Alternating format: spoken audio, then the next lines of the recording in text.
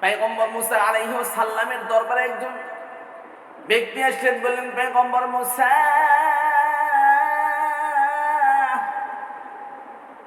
আল্লাহ পাক রব্বুল আলামিনের কাছে একটু দোয়া করেন না। আমাদের গুরুত্বের কোনো পানি হয় না, বৃষ্টি নাই, জঙ্গলের পশুরা কষ্ট পাইতেছে, জমিতে কোনো খাদ ফসল কোনো কিছুই হয় না।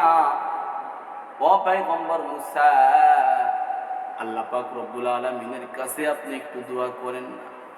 পয়গম্বর মুসা আলাইহিস সালাম ঘোষণা করিয়া দিলেন, গোত্রের লোকেরা, ঘোষণা করিয়া দাও,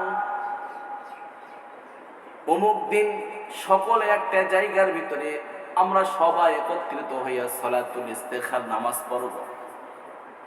নামাজ পড়ার পরে আল্লাহ পাক রব্বুল আলামিনের কাছে আমরা সকলে একবদ্ধ হয়ে দোয়া করব।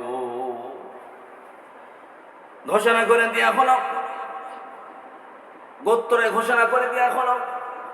পয়গম্বর মুসা আলাইহিস সালাম ঘোষণা করিয়া দিলেন যে, ও গোত্রের মানুষেরা, ও আমার জাতিরা, অমুক তারিখে অমুক দিনে সকলে আমরা একটা জায়গার ভিতরে একত্রিত হব। হওয়ার পরে নামাজ আদায় করার পরে আল্লাহ তাআলার কাছে দোয়া করব। ঘোষণা অনুযায়ী সকলে ওই জায়গার ভিতরে সকলে একত্রিত হয়ে গেল। একত্রিত হয়া নামাজ আদায় করার পরে আল্লাহ পাক রব্বুল আলামিনের কাছে দুহাত তুলে দোয়া করলো, আল্লাহ,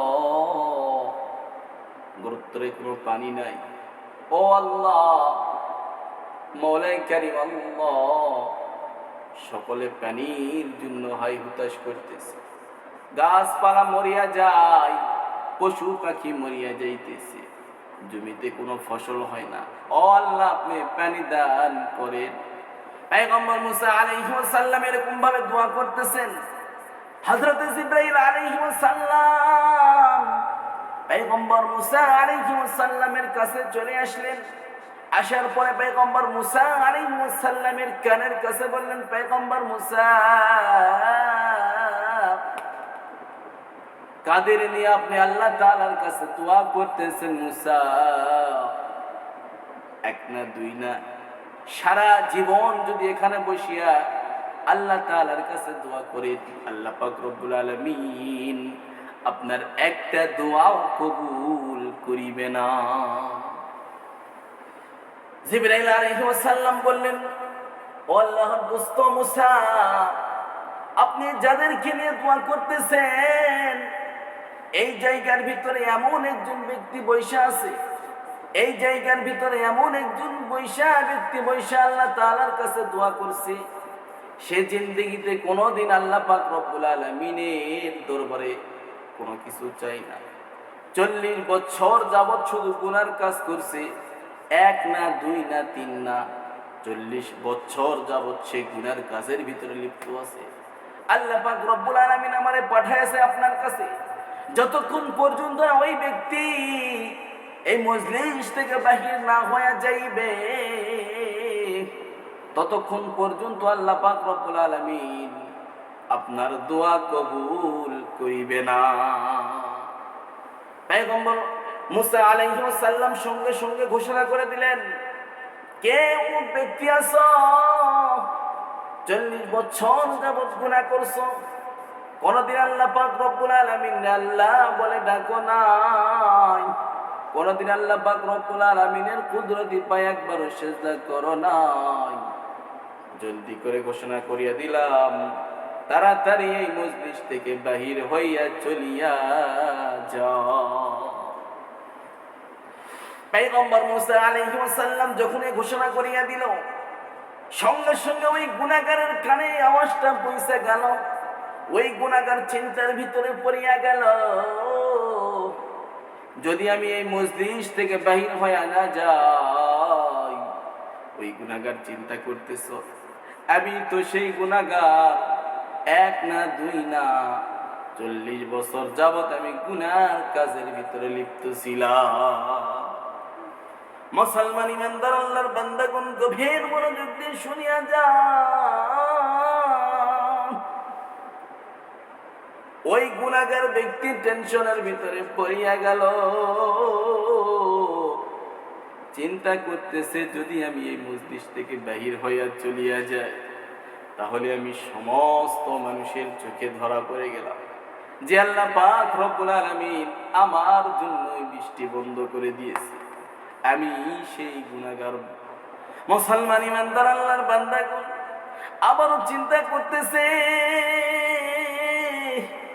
যদি আমি এই মজলিস থেকে বাইর হয়ে না যাই, আল্লাহ পাক রব্বুল আলামিন জিবরাইল আলাইহিস সালামের মাধ্যমে পয়গম্বর মুসার চোখে আমারে ধরাইয়া দিবে।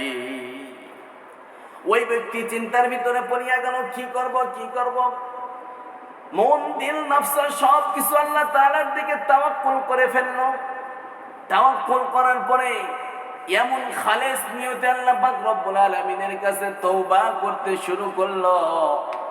বলতেছে, আল্লাহ আমি 40 বছর যাবত গুনাহ করছি, দুনিয়ার কোনো মানুষ দেখে নাই, শুধু আপনি ছাড়া। আয় আল্লাহ আজকে খালেস দিলে নিয়ত করতেছি, তওবা করলাম, জিন্দেগিতে আর কোনোদিন গুনাহ করব না, জিন্দেগিতে আর কোনোদিন গুনার কাজে লিপ্ত হব না। আয় আল্লাহ আমারে মাফ করিয়া দিন, মাফ করিয়া দিন। কিছুক্ষণ পর দেখা যাইতেছে আসমান থেকে ঝড় ঝড় করে রহমতের বৃষ্টি বর্ষণ হয়ে গেল। মুসলমান ইমানদার আল্লাহর বান্দাগণ, পয়গম্বর মুসা আলাইহিস সালাম চিন্তার ভিতরে পড়িয়া গেল। মজলিস থেকে তো কোনো ব্যক্তি বাহির হইল না, তবুও কেন আসমান থেকে বৃষ্টি বর্ষণ হয়ে গেল? হযরত জিবরাইল আলাইহিস সালাম নে জিগাইছে, ও জিবরাইল, ঘোষণা করে দিলাম কিন্তু মজলিস থেকে তো কোনো ব্যক্তি বাহির হইল না, তবুও কেন আসমান থেকে কিভাবে বৃষ্টি হইল? আল্লাহ পাক রব্বুল আলামিন আরশ থেকে ডাক দিয়া বলে, ও বন্ধু কালিমুল্লাহ, আমি আল্লাহ পাক রব্বুল আলামিন যার জন্য আসমান থেকে বৃষ্টি বন্ধ করে দিলাম, আমি আল্লাহ পাক রব্বুল আলামিন আবারও তার জন্য আসমান থেকে রহমতের বৃষ্টি দিয়া দিলাম। জোরে জোরে বলেন না সুবহানাল্লাহ। আল্লাহ পাক রব্বুল আলামিন দয়ার সাগর, আল্লাহ পাক রব্বুল আলামিন মেহেরবান। ও ভাই, তুমি খালিস দিলে আল্লাহ তাআলা দিকে তাওয়াক্কুল করে তওবা করে দেখবেন অবশ্যই অবশ্যই আল্লাহ পাক রব্বুল আলামিন আপনাকে ক্ষমা করিয়ে দিবে। ওই 40 বছর যাবত ওই ব্যক্তি গুনাহ করছে, এক না দুই না, 40 বছর যাবত ওই ব্যক্তি গুনাহ করছে, ওই ব্যক্তিকে আমার আল্লাহ পাক রব্বুল আলামিন শুধু আল্লাহ তাআলার দিকে একবার তাওয়াক্কুল করছে, তওবা করছে, আল্লাহ তাআলা নিমিষের ভিতরে তাকে মাফ করে দিয়েছে। ও ভাই, আমি আপনি তো 40 বছর যাবত গুনাহ করি না, আমি আপনি তো 40 বছর যাবত গুনাহ করি নাই, তাহলে আমাকে আপনাকে কেন আল্লাহ তাআলা মাফ করবে না? ও ভাই, তওবা করার মতো তওবা করেন, দেখবেন অবশ্যই অবশ্যই আল্লাহ পাক রব্বুল আলামিন আমাকে আপনাকে মাফ করে দিবে। সুবহানাল্লাহ।